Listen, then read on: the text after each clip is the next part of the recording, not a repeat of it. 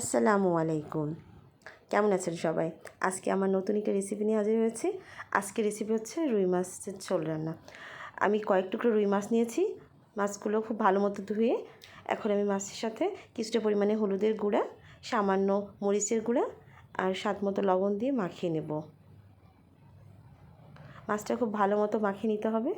প্রয়োজনে কিছুক্ষণ আপনি ম্যারিনেট করে রেখে দিতে পারেন। কিছুক্ষণ পর আমি চুলাতে একটি ফ্রাই প্যান বসিয়ে দিয়েছি। ফ্রাই প্যানটা গরম করে নিয়ে আমি কিছুটা তেল দিয়ে দিলাম। তেলটা খুব ভালো মতো গরম করে নিতে হবে, তাহলে মাছগুলো খুব ভালো মতো ভাজা যাবে। এখন আমি একে একে সবগুলো মাছ ফ্রাই প্যানে দিয়ে ভেজে নেব।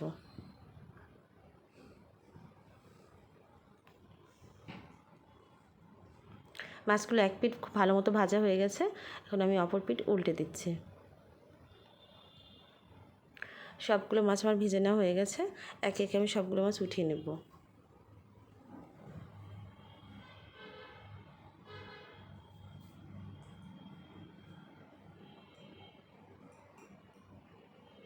মাছগুলো ভাজার সময় ফ্রাই প্যানটা খুব ভালো মতো গরম করে নিতে হবে, তাহলে মাছগুলো লেগে যাবে না আর ভেঙেও যাবে না। আমি সবগুলো মাছ ভেজে উঠিয়ে নিয়েছি। এখন চুলাতে আরেকটি কড়াই বসিয়ে দিলাম। কড়াইটা গরম করে নিয়ে আমি পরিমাণ মতো তেল দিয়ে দিলাম। তেলটা খুব ভালো মতো গরম করে নিয়ে দিয়ে দেবো আগে থেকে কেটে রাখা পেঁয়াজ কুচি। পেঁয়াজ কুচিটা আমি লাল লাল করে ভেজে নেব। পেঁয়াজটা অনেকটা লালচে হয়ে এসছে। এই পর্যায়ে আমি কিছুটা পরিমাণে পানি দিয়ে দেব। এখন আমি দিয়ে দেবো সামান্য পরিমাণে হলুদের গুঁড়া, পরিমাণ মতো মরিচের গুঁড়া, স্বাদ মতো লবণ, পরিমাণ মতো জিরে গুঁড়া, দিলাম সামান্য পরিমাণে ধনিয়া গুঁড়া। খুব ভালো মতো মশলাটা আমি কষিয়ে নেব। মশলাটা খুব ভালো মতো কষানো হয়ে গেছে। এখন আমি পরিমাণ মতো পানি দিয়ে দেব ঝোলের জন্য। পানিটা খুব ভালো মতো ফুটে এসছে। এই পর্যায়ে আমি মাছগুলো একটা একটা করে দিয়ে দেব।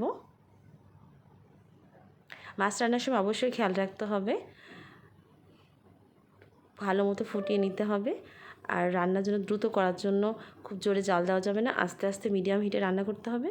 কখনোই খুন্তির সাহায্যে মাছগুলো নাড়াচাড়া করা যাবে না, এতে মাছগুলো ভেঙে যেতে পারে। প্রয়োজনে কড়াইয়ের দুইটা বালা ধরে একটু নেড়ে চেড়ে নিতে পারেন। ব্যাস, আমার মাছটা রান্না হয়ে এসছে। এখন আমি মাছটা নামিয়ে নেব। নামানোর আগে কিছুটা ভাজা জিরের গুঁড়ো দিয়ে আমি মাছটা নামিয়ে নেব।